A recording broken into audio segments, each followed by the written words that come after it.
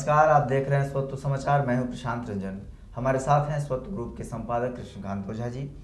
हम इस विशेष चर्चा में ये समझने की कोशिश करेंगे कि कांग्रेस पार्टी, हालांकि विधानसभा चुनाव में एनडीए और महागठबंधन की लड़ाई थी, जिसमें सामने चेहरे थे, एक तरफ नीतीश कुमार, दूसरी तरफ तेजस्वी यादव, लेकिन महागठबंधन के एक महत्वपूर्ण घटक के रूप में कांग्रेस का प्रदर्शन कैसा रहा, इस पर भी विमर्श आवश्यक है। और पिछले बार के चुनाव में 27 सीटों के मुकाबले इस बार कांग्रेस ने मात्र 19 सीटें लाई, जबकि 70 पर उसने चुनाव लड़ा था। कृष्णकांत ओझा जी से हम विश्लेषणों को समझेंगे। इससे पहले एक और बात बता दें कि इस चुनाव में कांग्रेस के प्रदर्शन पर उसके घटक दल यानी राजद और सीपीआई, सीपीएम और सीपीआई-एमएल, इनका कहना है कि महागठबंधन को कम सीटें आई हैं क्योंकि कांग्रेस का स्ट्राइक रेट खराब रहा। महागठबंधन के लोगों का कहना है कि आरजेडी तो परफॉर्म ठीक की, लेफ्ट पार्टियों ने भी परफॉर्मेंस ठीक दिया, लेकिन चूंकि कांग्रेस का स्ट्राइक रेट कम रहा, इसलिए ओवरऑल महागठबंधन की सीटों में कमी आ गई। मतलब कहीं ना कहीं महागठबंधन को हराने की जो गाज है वो कांग्रेस पर गिर रही है। दूसरी बात एक और है कि घटक दलों में तो कांग्रेस को लेकर नाराजगी है ही, कांग्रेस के अंदर भी कांग्रेस को लेकर नाराजगी है। जैसे पिछले दिनों कांग्रेस के प्रदेश मुख्यालय सदाकत आश्रम में कांग्रेस के जीते हुए प्रत्याशी, जीते हुए विधायक खुद ही आपस में सिर फुटबॉल करने लगे। इससे कांग्रेस में सब कुछ ठीक ठाक नहीं है, इतना तो पता चल ही गया। आइए इन सब बातों को हम जानने की कोशिश करते हैं कृष्णकांत ओझा जी से। कृष्णकांत ओझा जी, ये जो 3-4 घटनाओं का हमने जिक्र किया, इनसे आप भी अनभिज्ञ नहीं हैं, आप देख रहे हैं, सुन रहे हैं, हर दिन अखबारों में खुद भी जाकर मिल रहे हैं। बिहार प्रदेश की जो कांग्रेस है वो किस स्थिति से गुजर रही है, और अगर यही चलता रहा तो आने वाले 4-5 वर्षों में कांग्रेस के का क्या स्वरूप हो सकता है, खास करके बिहार में? देखिए, कांग्रेस हो या कोई पार्टी हो, उसका परफॉर्मेंस तभी होगा जब उसकी सांगठनिक ढांचा, संगठन ठीक ठाक होगा। कांग्रेस के बारे में सबसे बड़ी बात यह है कि कांग्रेस पहले कार्यकर्ता आधारित, कार्यक्रम आधारित पार्टी थी। कांग्रेस के पास सेवा दल भी हुआ करता था, सेवा दल सक्रिय था। हाँ, तो जब भी कोई सामाजिक समस्या हो तो कांग्रेस के कार्यकर्ता सक्रिय हो जाते थे और सेवा दल के माध्यम से कार्य करते थे। मतलब समाज यदि संकट में है तो पार्टी खड़ी होती थी और राजनीति भी होती थी। तो वो धीरे धीरे करके जब आज़ादी के दिनों में क्या उनके अंदर में जो संगठन के संस्कार आए थे, महात्मा गांधी के सानिध्य में, या और बहुत बड़े नेता थे जो सामाजिक क्षेत्र में कार्य करते थे, और इस प्रकार से वो राजनीति को समाज सेवा का माध्यम मानते थे। लेकिन बाद के कालखंडों में राजनीति जो हो गया, समाज सेवा से बिल्कुल अलग होकर के इसकी परिभाषा, इसका व्यवहार ही बिल्कुल अलग हो गया। कि मतलब राजनीति का अर्थ हो गया चुनाव लड़ना, और चुनाव लड़ करके सत्ता पर काबिज होना, शासन में जाना, सरकार बना लेना, इस प्रकार की बातें हो गई। तो ये शैली जो है बाद में, चूंकि कांग्रेस बड़ी पार्टी थी, तो बाद के जितने जो छोटे छोटे दल, जो क्षेत्रीय दल जिसको कह सकते हैं, सभी राज्यों में जो उभर कर सामने आए, उन लोगों ने भी वही संस्कार को अपनाया। मतलब समाज से जुड़ना नहीं, और वो अलग मोटे तौर से समझिए तो पूरे भारत के जो राजनीतिक जो परंपरा है, शैली है, वो संस्कृति है, वो वही होती चली गई। लेकिन उसे तो समाज, तो अब इसमें देखेंगे कि राजनीति में जो सत्ता पाने के लिए जो तौर तरीके थे, जो नरेशन होते थे, जो आख्यान गढ़े जाने लगे, वो अलग तरीके गढ़े जाने लगे।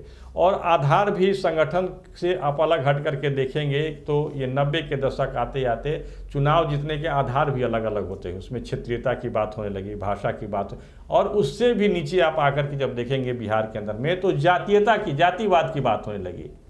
सभी जितने जाति थे, जाति के नेता उभरने लगे, जातीय समूहों का अपना अपना सम्मेलन होने लगा, जातीय पहचान को बिल्कुल उभारने की बात हो गई, और उसमें समाज कहीं ना कहीं दूर हटता चला गया।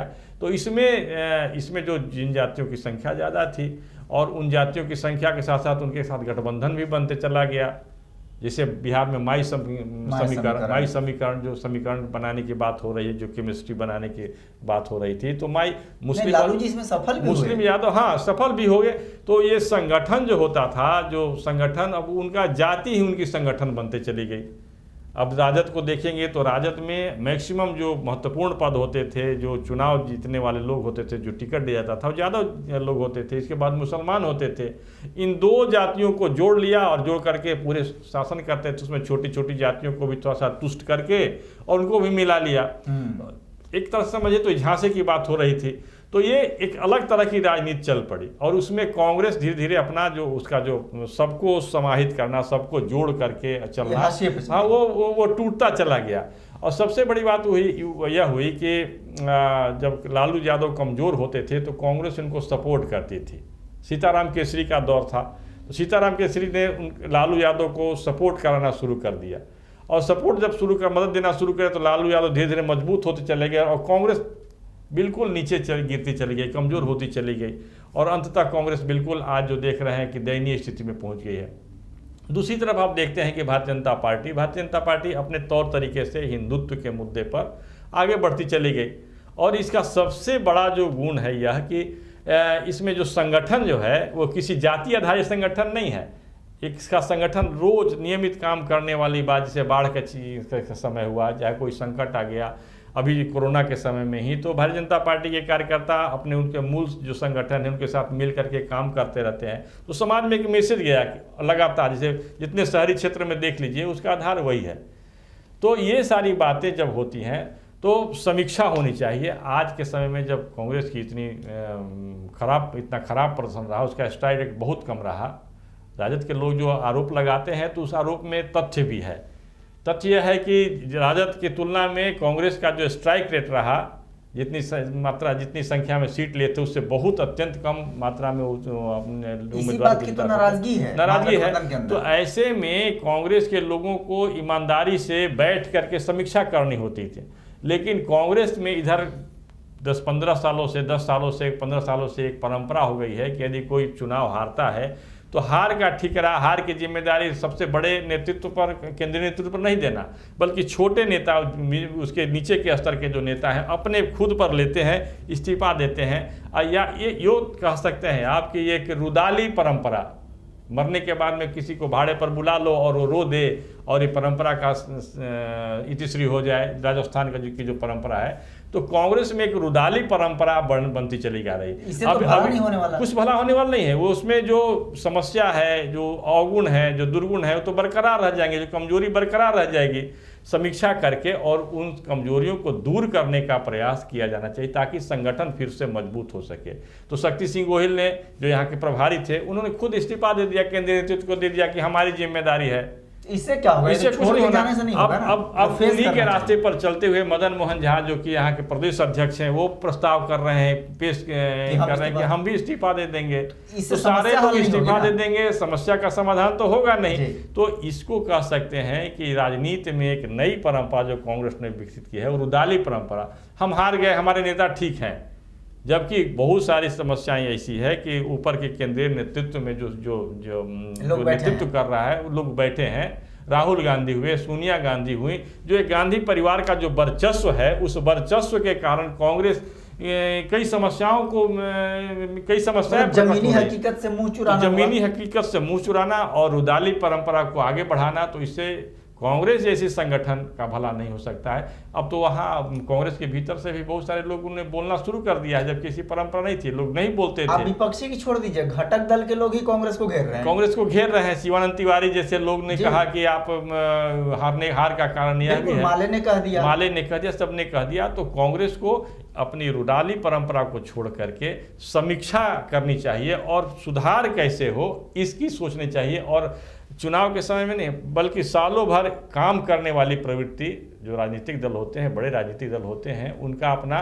कार्यक्रम होना चाहिए। कार्यक्रम के तहत आप जाना, अब वो कोई बड़े नेता का जन्मदिन है या परिनिर्वाण दिवस है या ये निधन का दिवस है, उस दिन जा करके कुछ औपचारिकता का निर्वहन करना, उससे नहीं होता। बल्कि आपके पास ठोस कार्यक्रम हो। यदि आप विरोध भी कर रहे हैं तो विरोध का आधार हो, तथ्य के आधार पर, ऐसा तार्किक विरोध हो। आपको समस्याओं को लेकर के संघर्ष करना पड़ सकता है। सड़क पर उतरने की बात होनी चाहिए, सदन के अंदर भी आप मुखर होइए, तथ्य के आधार पर मुखर होइए, तब आप अपनी छवि को फिर से बरकरार रख सकते हैं और तब ये कांग्रेस का भला हो सकता है, फिर से अपने वो खोई हुई जमीन को फिर से कांग्रेस प्राप्त कर सकती है। हमने समझने की कोशिश की, बिहार प्रदेश कांग्रेस का जो मुख्यालय है उसका नाम है सदाकत आश्रम। इन प्रदर्शनों से और अपने ही घटक दलों से आलोचना झेलने के बाद कांग्रेस को सोचना चाहिए कि क्या सदाकत आश्रम वाली कांग्रेस अपनी सदाकत खो रही है। इस पर विचार करना चाहिए, मंथन करना चाहिए। इन सारी बातों को समझने की कोशिश हमने की। बिहार के वर्तमान राजनीतिक घटनाओं के और भी तार्किक विश्लेषणों को देखने के लिए आप स्वच्छ समाचार पर बने रहिए। बहुत धन्यवाद।